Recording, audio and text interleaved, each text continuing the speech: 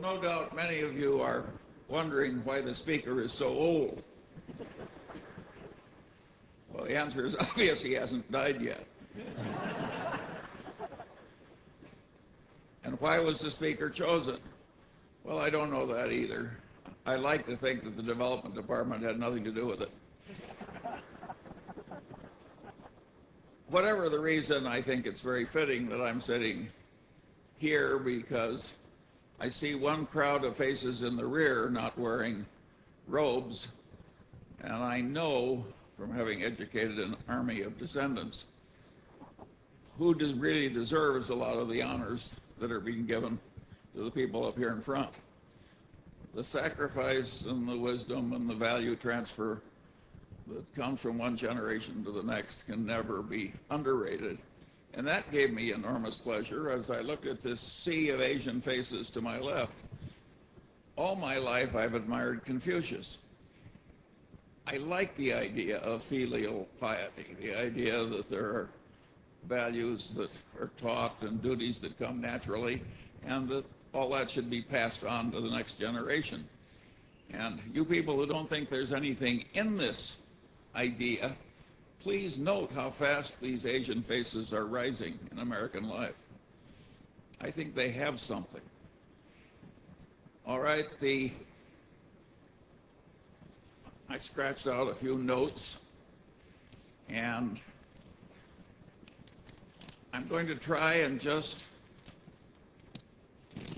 give an account of some ideas and attitudes that have worked well for me. I don't claim that they're perfect for everybody, although I think many of them are pretty close to universal values, and many of them are can't-fail ideas. What are the core ideas that have helped me? Well, luckily, I got at a very early age the idea that the safest way to try and get what you want is to try and deserve what you want. It's such a simple idea. It's the golden rule, so to speak. You want to deliver to the world what you would buy if you were on the other end. There is no ethos, in my opinion, that is better for any lawyer or any other person to have. By and large, the people who've had this ethos win in life, and they don't win just money, just honors and emoluments. They win the respect, the deserved trust of the people they deal with. And there is huge pleasure in life to be obtained from getting deserved trust. And the way to get it is to deliver what you'd want to buy if the circumstances were reversed. Now, occasionally you find a perfect rogue of a person who dies rich and widely known. But mostly these people are fully understood by the surrounding civilization. And when the cathedral is full of people at the funeral ceremony, most of them are there to celebrate the fact that the person is dead. And that reminds me of the story of the time when one of these people died and the minister said, "It's now time for someone to say something nice about the deceased." And nobody came forward. And nobody came forward. And nobody came forward. And finally one man came up and he said, "Well, his brother was worse." That is not where you want to go. That's not the kind of funeral you want to have. You'll leave entirely the wrong example. A second idea that I got very early was that there's no love that's so right as admiration-based love, and that love should include the instructive dead. Somehow I got that idea, and I've lived with it all my life, and it's been very, very useful to me. A love like that celebrated by Somerset Maugham in his book of Human Bondage, that's a sick kind of love. It's a disease. And if you find yourself in a disease like that, my advice to you is turn around and fix it. eliminated. Another idea that I got, and this may remind you of Confucius too, is that wisdom acquisition was a moral duty. It's not something you do just to advance in life. Wisdom acquisition is a moral duty. And there's a corollary to that proposition, which is very important. It means that you're hooked for lifetime learning. And without lifetime learning, you people are not going to do very well. You are not going to get very far in life based on what you already know. You're going to advance in life by what you're going to learn after you leave here. If you take Berkshire Hathaway, which is certainly one of the best regarded corporations in the world, and it may have the best long-term investment record in the entire history of civilization. The skill that got Berkshire through one decade would not have sufficed to get it through the next decade with the achievements made. Without Warren Buffett being a learning machine, continuous learning machine, the record would have been absolutely impossible. The same is true at lower walks of life. I constantly see people rise in life who were not the smartest, sometimes not even the most diligent, but they are learning machines. They go to bed every night a little wiser than they were when they got up. And boy, does that habit help, particularly when you have a long run ahead of you.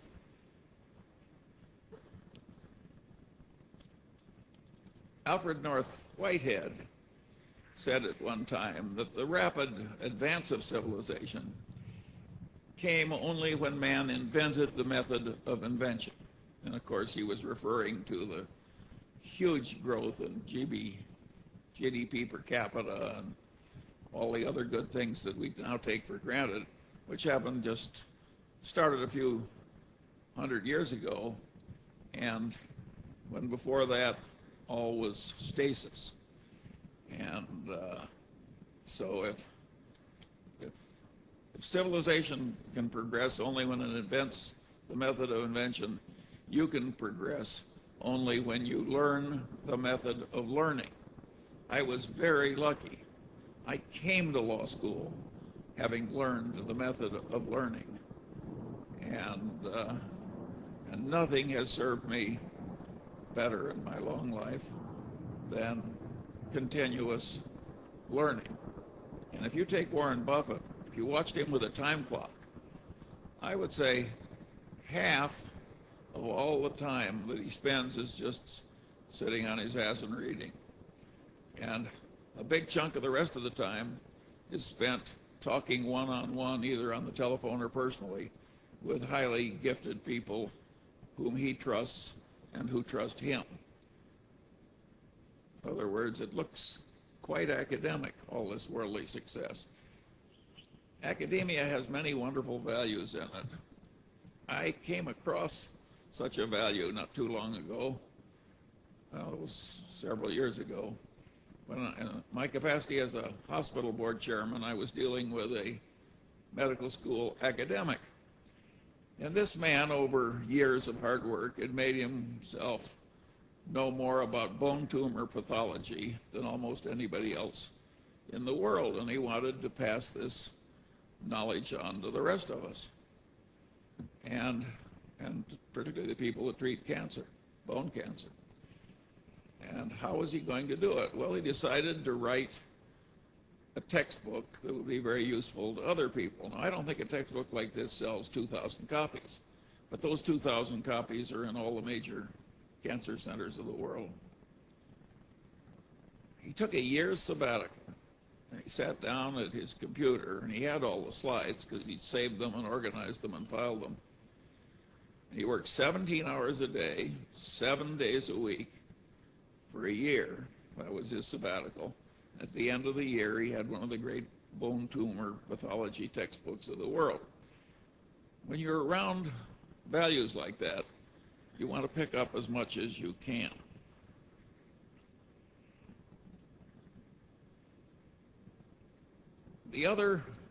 Another idea that was hugely useful to me was that I listened in law school when some wag said, a legal mind is a mind that when two things are all twisted up together and interacting, it's feasible to think responsibly about one thing and not the other.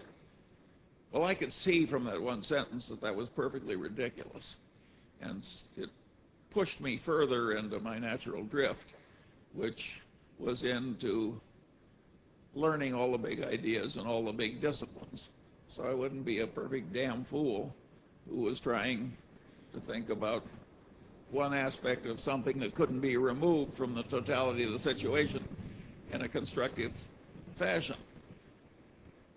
And what I noted, since the really big ideas carry 95% of the freight, that it wasn't at all hard for me to pick up all the big ideas in all the disciplines and make them a standard part of my mental routines.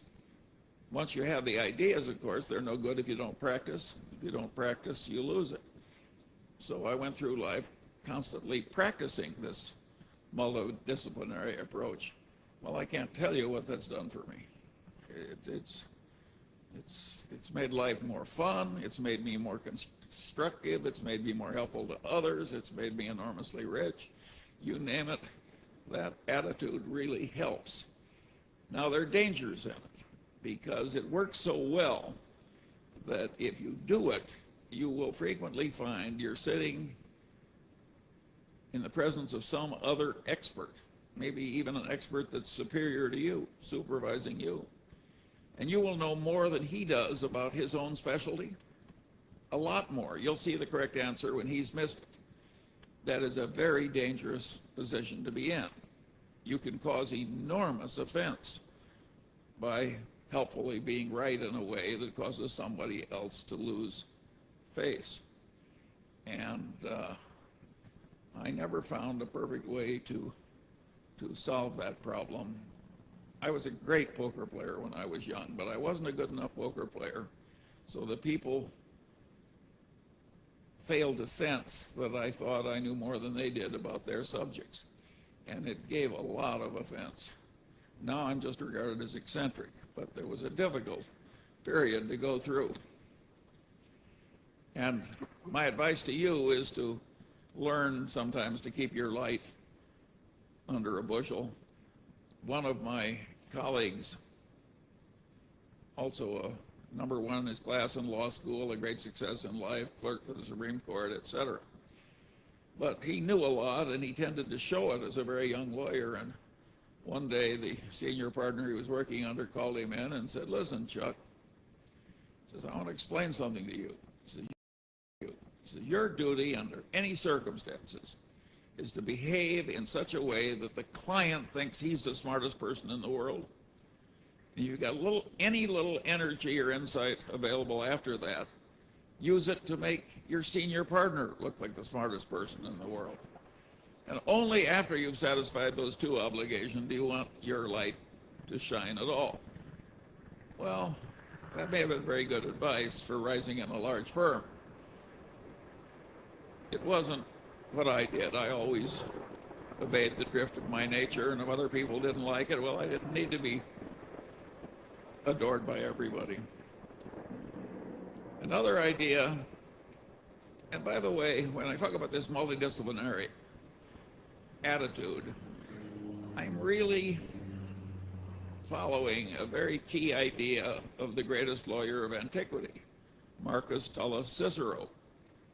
And Cicero is famous for saying, "A man who doesn't know what happened before he's born goes through life like a child." Now, that is a very correct idea of Cicero's, and he's right to ridicule somebody so foolish as not to know what happened before he was born. But if you generalize Cicero, as I think one should, there are all these other things that you should know in addition to history. And those other things are the big ideas in all the other disciplines. And it doesn't help you just to know them enough so you could prattle them back on an exam and get an A. You have to learn these things in such a way that they're in a mental lattice work in your head and you automatically use them for the rest of your life. If you do that, I solemnly promise you that one day you'll be walking down the street and you'll look to your right and left and you'll think, my heavenly days, I'm now one of the few most competent people of my whole age cohort. If you don't do it, many of the brightest of you will live in the middle ranks or in the shallows. Another idea that I got, and it was encapsulated by that story the dean recounted about the man who wanted to know where he was going to die and he wouldn't go there. That rustic who had that idea had a profound truth in his hand. The way complex adaptive systems work and the way mental constructs work, problems frequently get easy. I'd even say usually are easier to solve if you turn them around in reverse. In other words, if you want to help India, the question you should ask is now, how can I help India? You think, what's doing the worst damage in India? What will automatically do the worst damage, and how do I avoid it? You'd think they're logically the same thing. They're not. Those of you who have mastered algebra know that inversion frequently will solve problems which nothing else will solve. And in life, unless you're more gifted than Einstein, inversion will help you solve problems that you can't solve another way. Let me use a little inversion now. What will really fail in life? What do we want to avoid?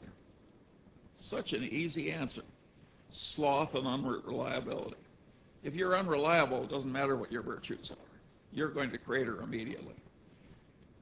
So doing what you have faithfully engaged to do should be an automatic part of your conduct. You want to avoid sloth and unreliability. Another thing I think should be avoided is extremely intense ideology, because it cabbages up one's mind. You've seen that, and you see a lot of it, in TV preachers, for instance. They've all got different ideas about theology, and a lot of them have minds that are made of cabbage, but that can happen with political ideology. And if you're young, it's easy to drift into loyalties. And when you announce that you're a loyal member and you start shouting the orthodox ideology out, what you're doing is pounding it in, and you're gradually ruining your mind. So you want to be very, very careful with this ideology. It's a big danger. In my mind, I've got a little example I use whenever I think about ideology, and that's these Scandinavian canoeists who succeeded in taming all the rapids of Scandinavia, and they thought they would tackle the whirlpools of the Erin Rapids here in the United States. The death rate was 100%. A big whirlpool is not something you want to go into, and I think the same is true about a really deep ideology. I have what I call an iron prescription that helps me keep sane when I naturally drift toward preferring one ideology over another. And that is, I say, I'm not entitled to have an opinion on this subject unless I can state the arguments against my position better than the people do who are supporting it. I think only when I've reached that state am I qualified to speak. Now, you can say that's too much of an iron discipline. It's not too much of an iron discipline. It isn't even that hard to do. It sounds a lot like the iron prescription of Ferdinand the Great. It's not necessary to hope in order to persevere. That probably is too tough for most people. I don't think it's too tough for me, but it's too tough for most people. But this business of not drifting into the extreme ideology is a very, very important thing in life. If you want to have more correct knowledge and be wiser than other people, the heavy ideology is very likely to do you in. Another thing, of course, that does one in is the self-serving bias to which we're all subject. You think the true little me is entitled to do what it wants to do. And, for instance, why shouldn't the true little me overspend my income? Well, there once was a man who became the most famous composer in the world, but he was utterly miserable most of the time. And one of the reasons was he always overspent his income. That was Mozart. If Mozart can't get by with this kind of asinine conduct, I don't think you should try it.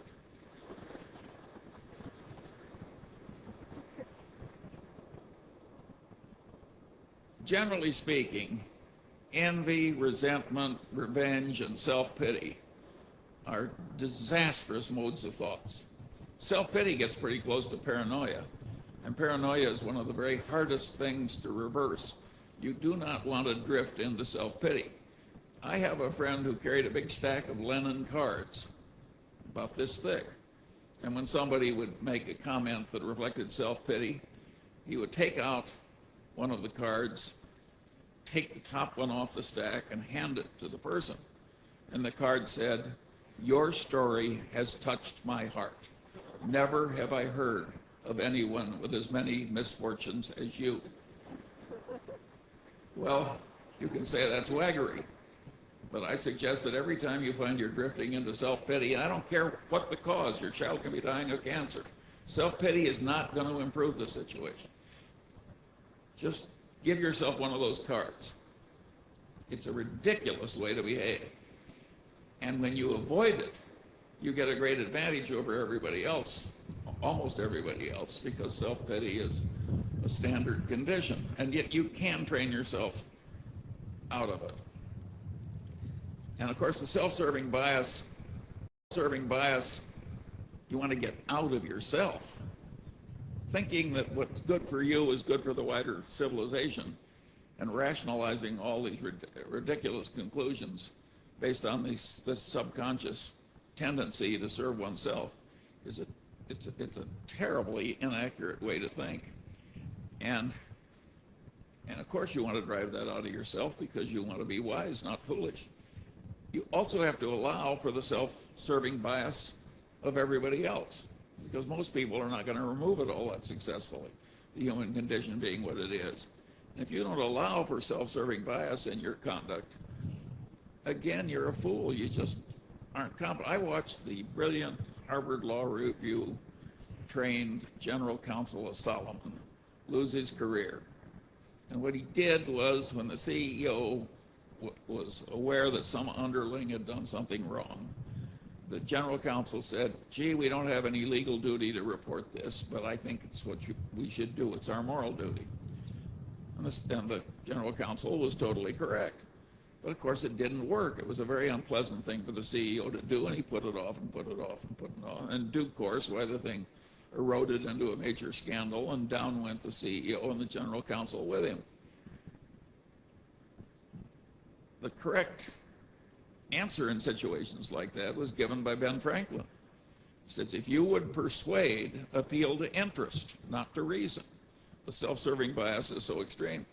If the general counsel had said, look, this can erupt in something that will destroy you, take away your money, take away your status, it's a perfect disaster, it would have worked.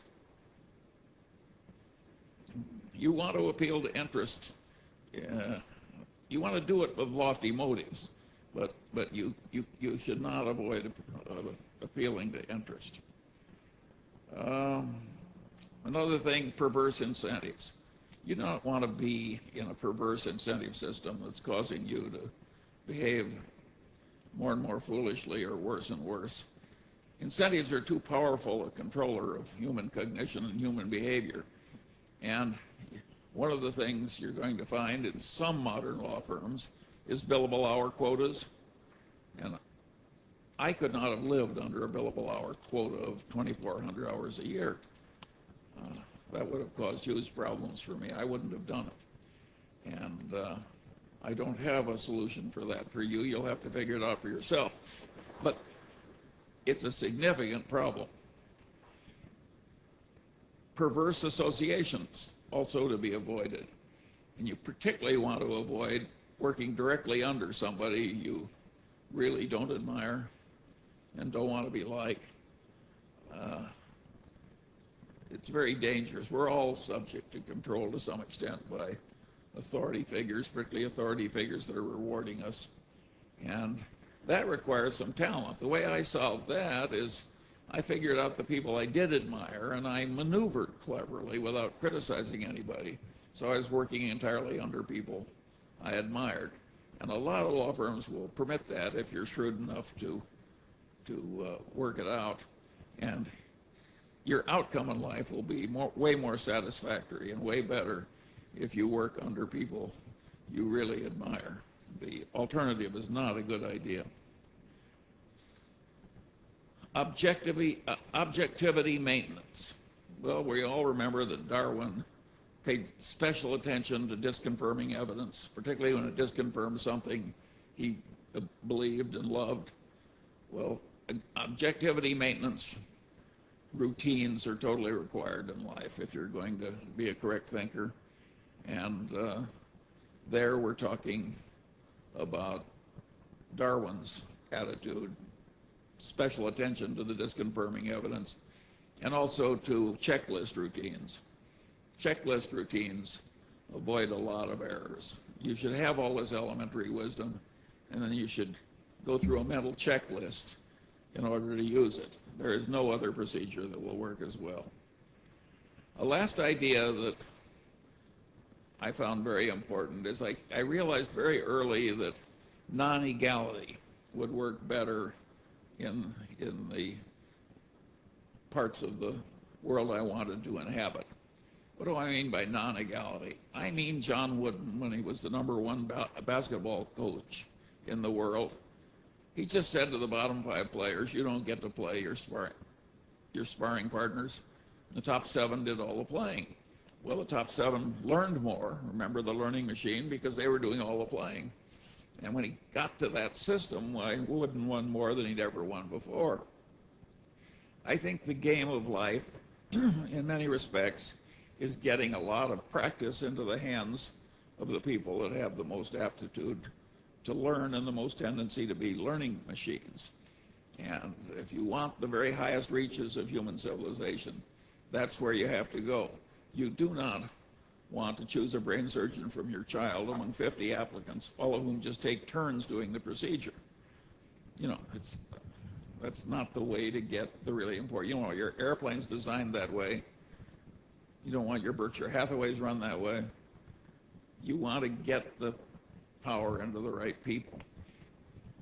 I frequently tell the story of Max Planck when he won the Nobel Prize and went around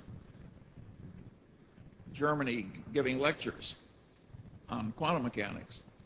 And the chauffeur gradually memorized the lecture, and he said, would you mind, Professor Planck, just because it's so boring to stay in our routines, would you mind if I gave the lecture this time and you just sat in front of my chauffeur's hat? And Planck said, sure, and the chauffeur got up and he gave this long lecture on quantum mechanics, and after which a physics professor stood up in the rear and asked a perfectly ghastly question. And the chauffeur said, well, he says, I'm surprised that in an advanced city like Munich I get such an elementary question. I'm going to ask my chauffeur to reply. Well, the reason I tell that story is not entirely to celebrate the quick-wittedness of the protagonist. In this world, we have 2 kinds of knowledge. One is Planck knowledge, the people who really know. They've paid the dues, they have the aptitude. And then we got chauffeur knowledge. They have learned to prattle the talk. And they have a big head of hair, they may have fine timbre in the voice, they really make a hell of an impression. But in the end, they've got chauffeur knowledge. I think I've just described practically every politician in the United States. And you're going to have the problem in your life of getting the responsibility into the people with the Planck knowledge and away from the people who have the chauffeur knowledge. And there are huge forces working against you. My generation has failed you to some extent.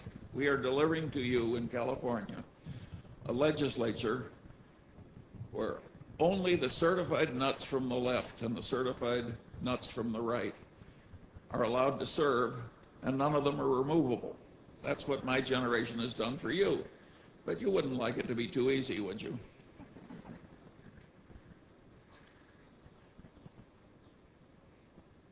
Another thing that I found is that an intense interest in a subject is indispensable if you're really going to excel in it. I could force myself to be fairly good in a lot of things, but I couldn't be really good in anything where I didn't have an intense interest. So to some extent, you're going to have to follow me in if at all feasible, you want to drift into doing something in which you have a natural interest. Another thing you have to do, of course, is have a lot of assiduity. I like that word because it means sit down on your ass until you do it. And I've had marvelous partners all my life. I think I got them partly because I tried to deserve them, and partly because I was wise enough to select them, and partly maybe there was some luck. But two partners that I chose for one little phase of my life had the following rule when they created a little design, build, construction team. They sat down and said, two-man partnership, divide everything equally. Here's the rule. Whenever we're behind in our commitments to other people, we will both work 14 hours a day until we're caught up. Well, needless to say, that firm didn't fail. The people died honored and rich. It's such a simple idea. It's such a simple idea. Another thing, of course, is life will have terrible blows in it. Horrible blows. Unfair blows. Doesn't matter. And some people recover and others don't. And there I think the attitude of Epictetus is the best. He thought that every mischance in life was an opportunity to behave well. Every mischance in life was an opportunity to learn something. And that your duty was not to be submerged in self-pity, but to utilize the terrible blow in a constructive fashion. That is a very good idea. And you may remember the epitaph which Epictetus left for himself. So here lies Epictetus, a slave, maimed in body, and the ultimate in poverty and favored of the gods. Well, that's the way Epictetus is now remembered. He's had big consequences. And he was favored of the gods. He was favored because he became wise, and he became manly. Very good idea. I've got a final little idea, because I'm all for prudence as well as opportunism. My grandfather was the only federal judge in his city for nearly 40 years, and I really admired him. I'm his namesake. And I'm Confucian enough that even now I sit here and I'm saying, well, Judge Munger would be pleased to see me here. So I'm Confucian enough all these years after my grandfather is dead to carry the torch for my grandfather's values. And Grandfather Munger was a federal judge at a time when there were no pensions for widows of federal judges. So if he didn't save from his income, my grandmother would have been in penury. And being the kind of man he was, he underspent his income all his life and left her in comfortable circumstances. Along the way, in the 30s, my uncle's bank failed and couldn't reopen. And my grandfather saved the bank by taking over a third of his assets, good assets, and putting them into the bank and taking the horrible assets in exchange. And of course, it did save the bank. And while my grandfather took a loss, he got most of his money back eventually. But I've always remembered the example. And so when I got to college and I came across Houseman, I remembered a little poem from Houseman, and it went something like this. The thoughts of others were light and fleeting, of lovers meeting, luck or fame. Mine were of trouble and mine were steady, and I was ready when trouble came. You can say, who wants to go through life anticipating trouble? Well, I did. All my life I've gone through life anticipating trouble. Here I am well along in my 84th year, and like Epictetus, I've had a favored life. It didn't make me unhappy to anticipate trouble all the time and be ready to perform adequately if trouble came. It didn't hurt me at all. In fact, it helped me. So I quit claim to you, Houseman and Judge Munger. The last idea that I want to give to you as you go out into a profession that is frequently puts a lot of procedure and a lot of precautions and a lot of mumbo jumbo into what it does. This is not the highest form which civilization can reach. The highest form that civilization can reach is a seamless web of deserved trust. Not much procedure, just totally reliable people correctly trusting one another. That's the way an operating room works at the Mayo Clinic. If a bunch of lawyers were to introduce a lot of process, the patients would all die. So never forget, when you're a lawyer, that you may be sold for selling this stuff, but you don't have to buy it. You may be rewarded for selling it, but you don't have to buy it. In your own life, what you want is a seamless web of deserved trust. And if your proposed marriage contract has 47 pages, my suggestion is you not enter. Well, that's enough for one graduation. I hope these ruminations of an old man are useful to you. In the end, I'm like Old Valiant for Truth in Pilgrim's Progress. My sword I leave to him who can wear it. You can sit for a minute.